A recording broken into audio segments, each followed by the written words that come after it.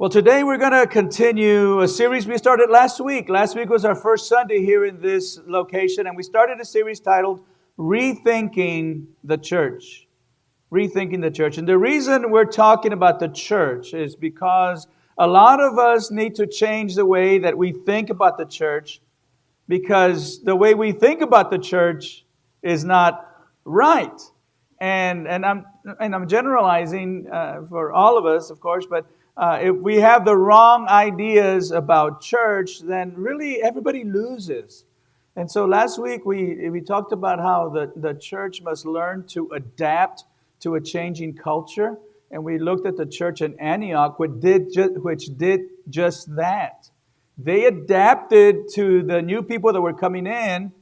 They're the first church, not even Jerusalem did this. Antioch was the first church where they began to speak to the people of that culture in their own language. They were the first ones who began to speak to them in Greek, and nobody else was doing that. But prior to that time, the gospel was only in Hebrew or Aramaic. And so they learned the language of their culture, and they began to minister in that language. And I think that's something we need to do. I went through some points that we drew from that passage about how we need to adapt. We never adapt the message. The message is unchanging. Our God is unchanging. But as I said to you last week, sometimes we need to, well, not sometimes, all the time, we need to understand that because our culture is so different now, they process what they hear differently. How many of you know, and you maybe have heard some studies about this, but you kind of know instinctively that that when people, I was going to say kids, but even adults spend a lot of time on social media, it begins to kind of rewire their brains, right? Rewires the way they think. All of us does that to all of us. Well, not only that, but there's so many things. That's just one example. So many things that have changed in our culture that people's minds, I mean, this is just going to happen, have been rewired so that they process what we tell them differently. You know, back when I was a kid growing up, and I loved church. I loved going to church. As a little boy, as a teenager, I've always enjoyed it, and I felt a call, obviously, to preach. But when I was growing up, I would hear, and my dad was a pastor, and I would hear preachers say things like, and I can't explain this scientifically, but all I know is that the Bible says it, and I believe it, and people couldn't argue with that. I was like, oh, okay, well, yeah, I mean, it's the Bible. Nowadays, if you say that, people say, well, why should I believe you? They're not going to accept it. They're going to say, sorry, you don't want to teach me.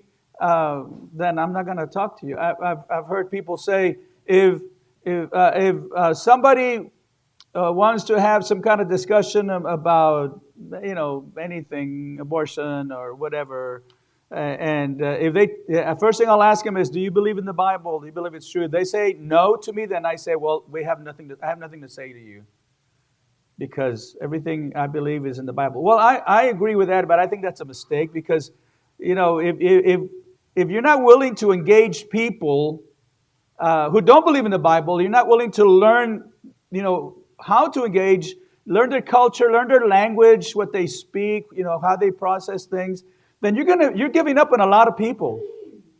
And so if they say, I don't believe the Bible, okay, well, let's talk, find some other way, because there are ways to bring them around to the truth of God's Word. I believe the Bible is God's Word. I think it's inspired, 100% inspired by God. And so what I'm saying is we need to change, we need to adapt the way that we reach out to people, and the way even that we minister. The message is sacred, but the methods, we need to do what the church in Antioch did. And so that's what we're talking about. That was last week's message.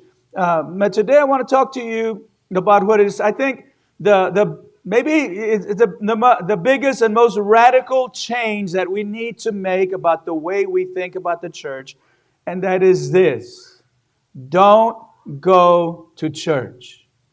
Don't go to church.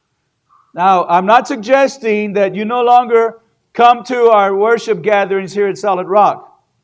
I'm not saying, okay, don't come anymore. we're shutting this thing down. But what I'm getting at is that a lot of people think of church like they think of going to the movies or going to a football game or going to get a cup of coffee with someone. They think of going to church in terms of, I'm going to go to this place, like you'd go to a movie. Now I'm going to go to this location. I'm going to do something fun, watch a movie, drink some coffee with my friends, or going to a football game. So I'm going to go to this location. I'm going to do something fun that I enjoy. And then when it's over, I'm going to get up and go home. Right? And that's the way we think of church. We're going to go to church. We're going to do something that we enjoy. I'm going to get up. We say, okay, today's Saturday. Tomorrow morning, I'm going to get up. I'm going to go to Solid Rock. I'm going to enjoy the music and the sermon. And then I'm going to get up and we're going to go home. Maybe we'll go out to eat first and we go home. Now, just to be clear, I hope you do enjoy the music and the sermon. But there is a lot more than that about the church. See, God's highest calling in your life isn't just for you to go to church. It's much better than that.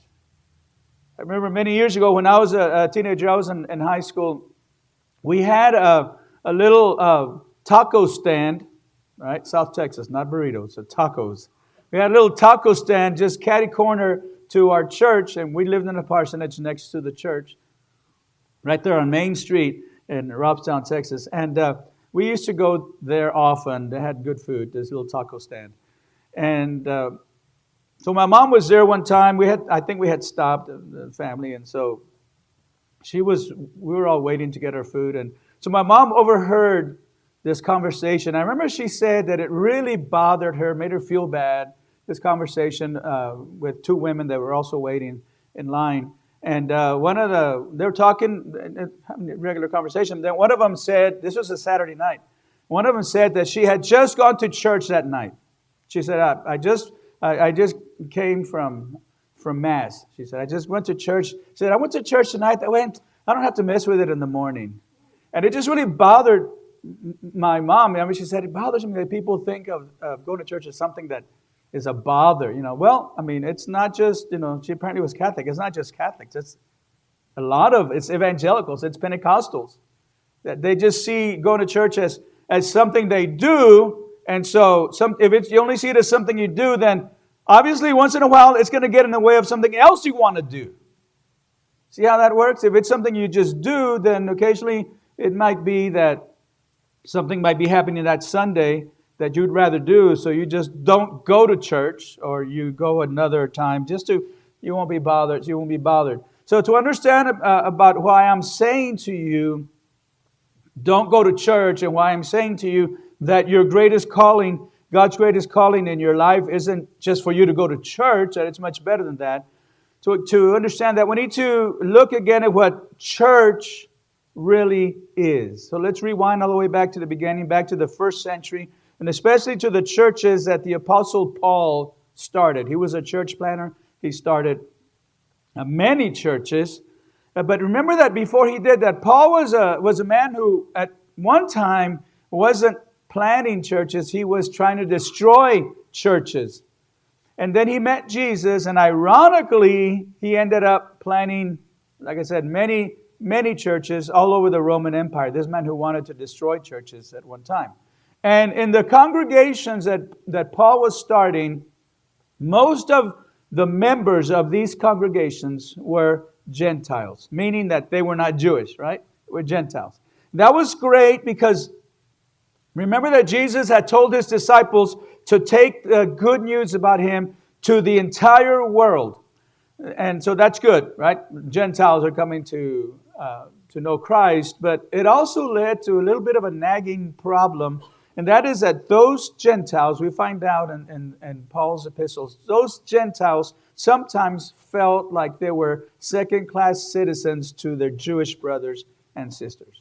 And why not? I mean, after all, the Jews were God's chosen people, right? The Jews had the law of Moses. That's huge. And perhaps the biggest trump card was that Jesus himself was a Jew.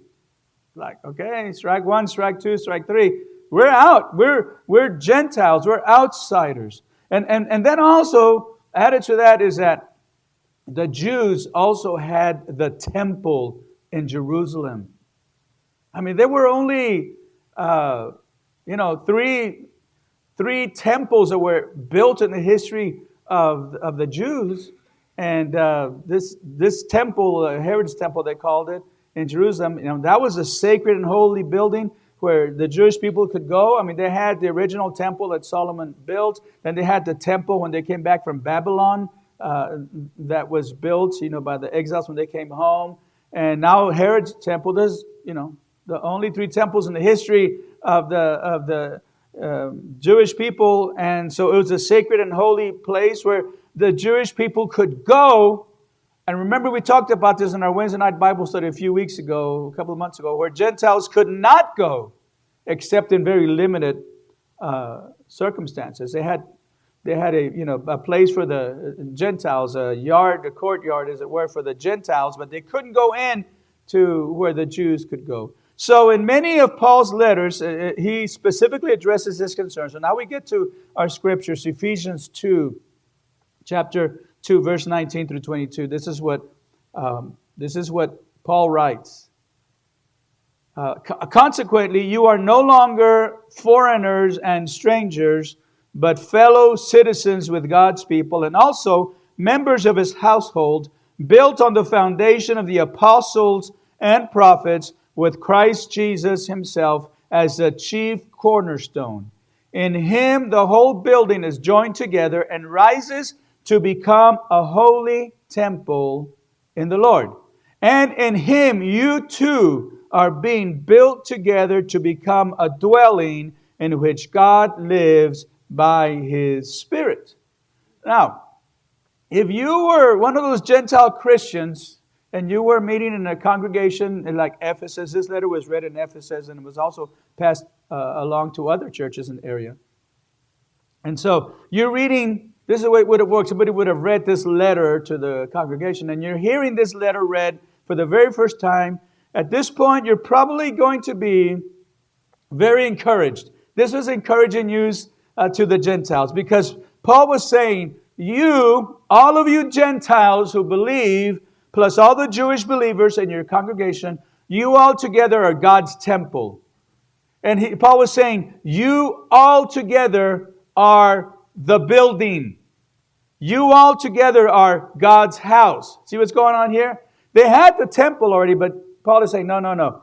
All of you together, Jews and Gentiles, you're God's temple, you're the building, you are the house. He's saying to them that God's Spirit is living in you collectively, working through you, not just individually, but collectively, shining His light in the world through you collectively. See, in the Old Testament temples that we, that I alluded to, and now Herod's temple, it used to be that, like in the Old Testament, especially when it was dedicated, the presence of God came down. When Solomon's temple was dedicated, the presence of God came down. His glory filled the temple. It was wonderful. But now, after Jesus has died and has risen from the dead, He's ascended to the Father, now we are God's temple. Each one of us individually, we are a temple or the temple of the Holy Spirit. And all of us collectively, we're God's temple. So our bodies are temples of the Holy Spirit. That's why we should take care of it, right? But collectively, we're the temple of God. That's what Paul was saying. And that's why God's calling in your life isn't for you to go to church. Your calling, here's a very important point right here. I want you to not miss this. Your calling is to be the church. Together, and that's a very important word, together with every other believer in the congregation. Your calling is not just to go to church. It's much better than that. Your calling is to be the church, together with every other believer in the congregation. God is building something with us and through us collectively that is far greater than what He can do with us individually. And God wants the light of what we are together and the light of what we do together to shine so brightly that our friends and our neighbors are drawn to Jesus Christ. Now, if you've been around church for a long time, you might be thinking, Pastor, I know this. I understand that. It's probably not news to you. But the bad news is that many people hear this and they say they believe it, but they still choose not to be the church, and they instead settle just to go to church. We have a phrase that we use, and I understand the phrase. It's not theologically correct, but if you use it, it's not a big deal. I use it sometimes. We say this is God's house, right? We're going to come to God's house. In reality, this is not God's house. God doesn't have a house anymore. There's no need for a temple, and we have to go to that temple to approach God. We have to go into the Holy of Holies. We are God's house. Now, this is God's house because we're here together. That's what makes this God's house. Any place we gather, in a building like this, in a small, tiny sanctuary on Coberland Street, in a school cafeteria on North Jefferson, that becomes God's house because we are the ones who make it God's house. And so, but people still, they know that, but they choose not to be the church, and they try to make up for it by simply going to church. And they might think along these lines. They might say, well, I'll let everybody else take care of, ministering in the church and serving. I'll just settle for going to church. After all, since all my sins are forgiven, I've been saved, I'm not going to hell, I'm going to heaven. That's good enough. That's really all I need. And that's true. That's true. But think about this. When you opt out of being the church together with other believers in the congregation, when you take a pass, there's a huge negative implication individually, personally. And this is one reason why I say that we lose. We as God's building, God's house, God's temple, we lose when individuals take a pass and they opt out of being the church. You lose if you opt out of being the church. And let me explain what I mean. Let's go to Psalm 92, verses 12 and 13. Psalm 92:12 reads like this: the righteous will flourish like a palm tree. They will grow like a cedar of Lebanon. Now here it is. Planted in the house of the Lord, they will flourish in the courts of our God. Planted in the house of the Lord, they will flourish in the courts of our God. Again, this phrase, the house of the Lord, doesn't refer to a physical building. It doesn't refer to a physical building. But first, let's talk about flourishing. Flourishing or flourish isn't a word that we use very often, is it? When was the last time that somebody saw you somewhere, hey, how you doing? And you said, man, I'm just flourishing. Have you done that? Try that today. See what happens. We're going to say, you're weird. That's what you're doing. You're flourishing in weirdness. We don't do that, right? It's not a word we use, but it really is a great word because flourishing is a word that describes the kind of life that you want to have, that I want to have, the kind of life, in fact, that God wants us to have. He wants us to be flourishing. We were made for flourishing. Flourishing means to be thriving. How many of you want to be thriving in what you do? Flourishing means growing, a healthy growth. I like a plant that's growing healthy. I don't know a lot about plants, but I do know that when I see a dead plant, it doesn't look like it's flourishing. Right? Many years ago, my two daughters, when they were Beth and Kelly, when they were in high school, they used to babysit some children, brother and sister, whose dad was a doctor in town. And so this couple, a very nice couple and very nice house in town, so they would go. And they'd also, when they were babysitting, they would also house sit. And the doctor, I think it was a husband, had a lot of plants.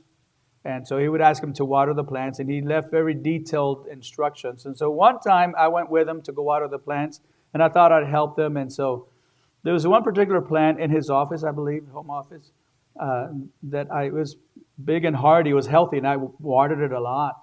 And then afterwards, I looked at the instructions. Do it first, then you look at the instructions. The instructions said, this particular plant, do not water it. I said, oops. So for those of you who house sit, read the instructions first. So we used to joke that he probably had to take it outside. It got so big. But you can tell when it's flourishing, it's prospering. Flourish means to thrive, to grow, to prosper. It means to be at peace emotionally and relationally and spiritually. Flourishing means to be able to bless others because you yourself are being blessed. And so the reality is that you and I were made to flourish. God made us to flourish like a cedar tree, like a palm tree. But what does that mean? Well, let's look at both of those briefly. Cedar wood, I've read, is extremely durable. For example, when Solomon built his temple in Jerusalem, he made the columns, the posts, the beams, and the roof out of cedar because he wanted it to last for centuries. Even in our time, some outdoor furniture is made out of cedar because it can withstand the elements. As far as a palm tree, in ancient times, as many of you know, a palm tree was symbolic of triumph and victory, like when Jesus entered Jerusalem and they waved palm trees and they placed them on the road before him. In fact, if you were the victor in one of the contests in the original Olympic Games, they didn't give you a gold medal, they gave you a palm branch. So I know palm trees are very hardy. Coming from Corpus Christi, we see them, that other tropical areas, you see them a lot, and they withstand hurricane force winds. They might bend all the way down to the ground. You might have, category 4 or 5 hurricanes, and those palm trees will withstand. And so they're strong, they're sturdy. So here's the point. To flourish like a cedar means to be durable, strong, and pleasing. And to flourish like a palm tree means to be triumphant and victorious. Remember I mentioned when Jesus came in, the reason they used palm branches because they thought he was going to lead them to triumph and victory over the Romans.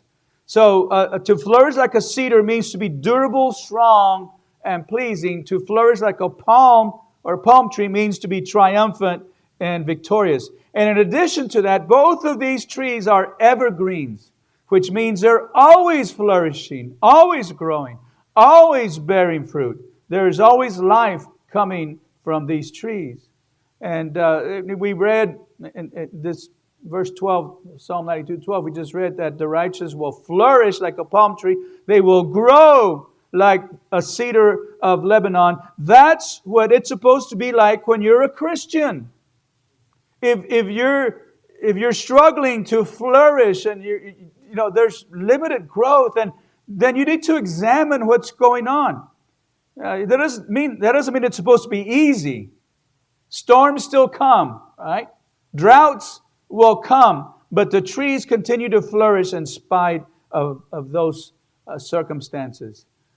When you think about your life right now, then I want to ask you, when you think about your life, is flourishing a word that comes to mind? Would you describe your life right now as flourishing? A lot of people would say this, well, you know what? I go to church, but I'm not flourishing. I go to church, but I can't say I'm flourishing. Have you ever heard this? People say this, I go to church, but I don't get anything out of it. All right? But the Bible doesn't say that those who go to church are going to flourish. It says those who are planted in the house of the Lord will flourish. There's a huge difference because going to church isn't the same as being planted in the church.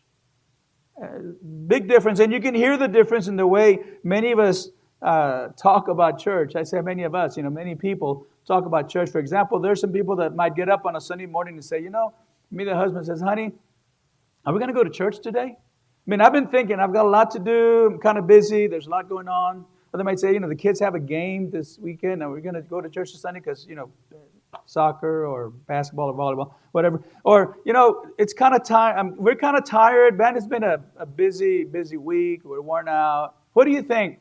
Do you want to go to church? I don't know. Do you?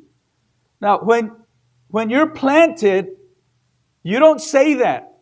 When you're just going to church, you say that. You say, well, I don't know, should we?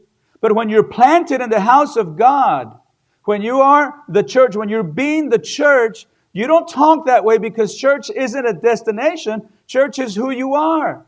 And gathering together to be collectively the house of God is what we do.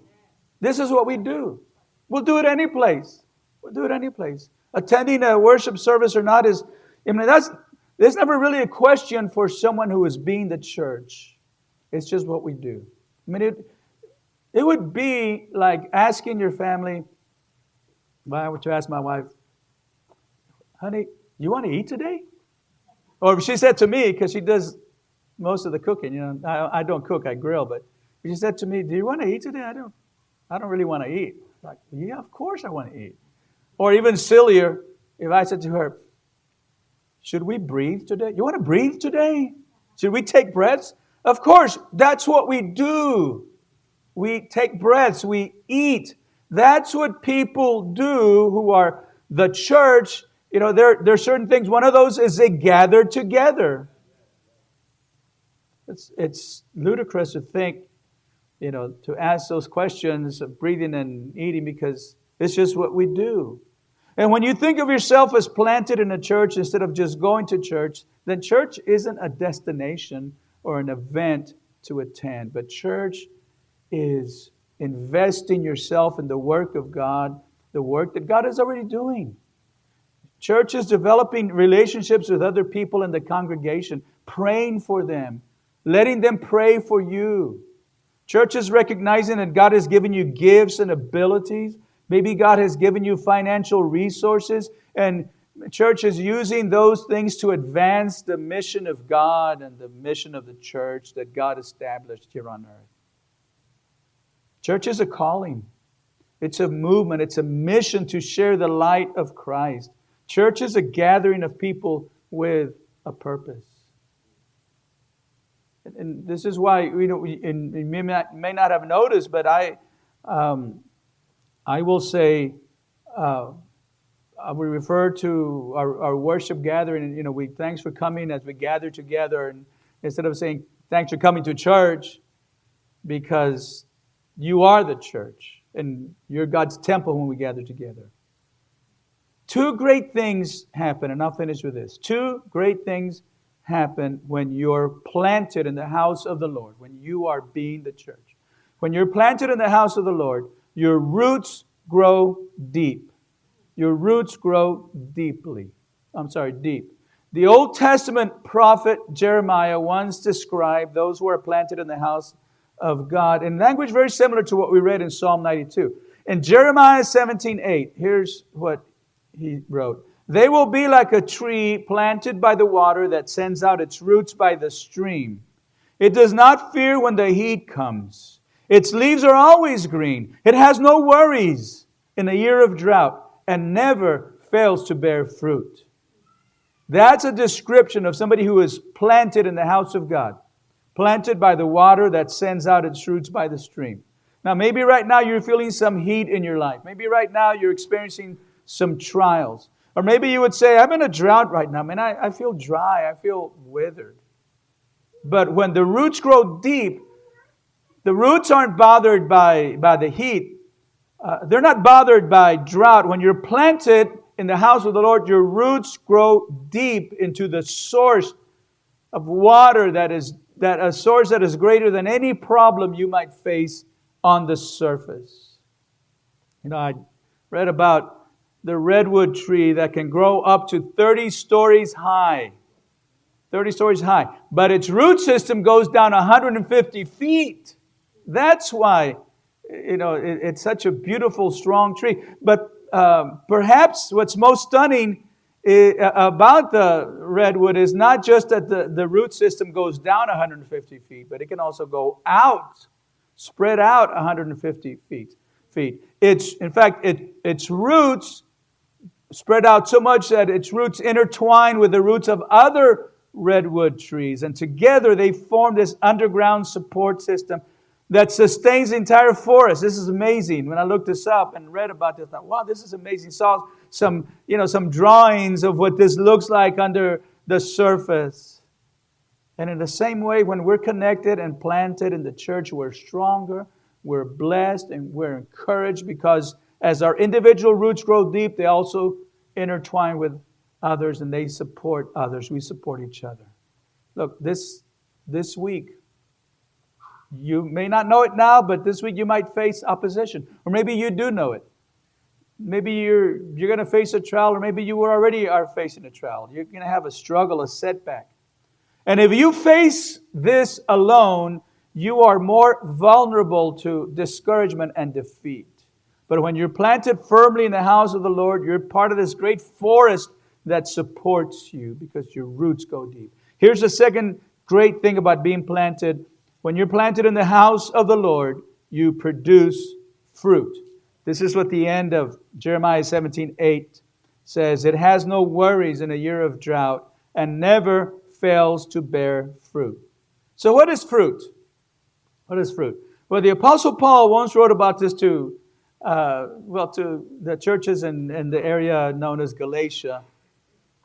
He called this the fruit of the Spirit: love, joy, peace, patience, kindness, goodness, gentleness, faithfulness, and self-control. He said these are the things that begin to show up in your life when God's Spirit is at work and when you are connected with and serving other believers. When we're all planted together, we serve one another. We care for one another. We love one another. We use our gifts for one another. And as a result, we're encouraged in ways that otherwise we might not be encouraged to keep following Jesus. And when that happens, everybody grows to be a little bit more like Jesus. When we allow the fruit of the Spirit, we're planted in the house of God, and then we produce fruit, the fruit of the Spirit, and it becomes more prevalent, more obvious, and it becomes stronger. When you're planted, when church is more than a place you go, your roots grow deep and you produce fruit that makes a difference in others. So here's the question. Are you planted in the house of the Lord, or are you just going to church? Don't go to church. Be planted. Be the church. Here are a few ways that you can know. You can answer this question. Am I just coming to church, or am I planted? If you decide not to come to a gathering because you decide that something better has come along that morning or that day, then you're probably just going to church. If you go to services at one church and then another, then you stay home, then you go to this one, then you go over there, then you stay home, then you're probably just going to church.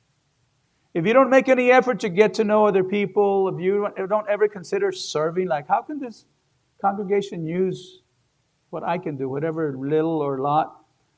If you give only when there's a project or a need, then you're probably just going to church. And I don't say this to make anybody who's here, who's watching online, feel bad or feel guilty or whatever. That's not my job. I just want to point out the difference between going to church and being planted in a church, being planted in the house of God. Because, again, those who are planted flourish. Those who are planted flourish. So, the other hand, if you come to a gathering as often as you can, if you give a regular percentage of your income, which the Bible calls a tithe, and you give offerings beyond the tithe, if you're looking for ways to serve, if you're praying for this church and for its members and its leaders, if you work through conflict in the body, in the congregation when it happens, if you decide, there's a misunderstanding here, but I'm going to work through this. I'm not going to get my feelings hurt. But you work through, or maybe you did get your feelings hurt. That's okay. But you work through those hurt feelings. You work through being offended instead of quitting or leaving without saying anything, or worse yet, talking badly about somebody. If you do those things, you're planted in the house of the Lord. And those who are planted are those who will flourish. So when someone asks you how your life is, God wants you to be able to say, I'm flourishing. flourishing. I'm thriving. Life's not perfect, but my roots are deep. My faith is strong.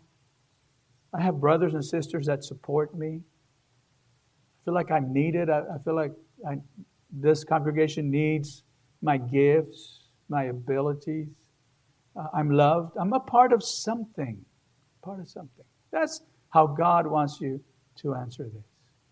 Now, so what we're talking about is that really to be the church, we must do it in community because that's what the church is. And it dawns on me that one of the best models for living in community is the family. Right? And this being Father's Day, it's a great time for us to renew our commitment as a family to each other. This is a great time for husbands to renew your commitment to your family, wives to your family, to your children, and together come to worship. Together, come be the church. Or when we go out, and I'm just basically talking about our gatherings, but there's so much more than the church does. To go out and minister to community, right? To let God's light shine in this world. The best way to do that is the community of the family. If we have a strong family, we have strong families, we're going to have a strong church. So today as we conclude, I want us to pray, and then I want us to sing a song that we have sung for years here at Solid Rock Church, for years. The family prayer song. It's a song that calls all of us as a family to make a commitment to serve God and be the church as a family. So I'm going to invite you to stand as we go to the Lord in prayer. Father, we're grateful for your word and for what your word teaches us. I thank you, God, that you not only have saved us and given us new life, not only have you forgiven our sins and made us a new creation, as your word says, but Lord, you have also called us to be a part of a community, because we're never called to serve you individually, to serve you alone. We're called to be a part of a community. We're called to be the church. So I thank you for that, Lord. And I just pray that as we reflect on what we have learned today from your word, these verses we've read, as we examine our lives, we would be honest. And it might not be easy, might be painful, but that we would be honest about our situation. Lord, maybe there's somebody here who says, you know what, I've just been going to church. That's all I've been doing. But now I'm ready to make a commitment to give my life away. I'm ready to surrender my life. Dear God, I pray that they would be able to take that step right now and in prayer just say, God, forgive my sins. Make me a new person, Lord. Save me, Father. I pray that you would allow that to happen. And allow every one of us today, Lord, to make the jump from just going to church to being the church, to being God's temple when we gather together. That we might flourish. Lord, I want to see, because I know you want this, every person in this place today, every person watching online, to flourish in their lives. I want them to flourish in all ways, in every direction, God. And we know we can do that when we are the church together. Come and fill our homes, dear God, with your presence. We want to serve you together.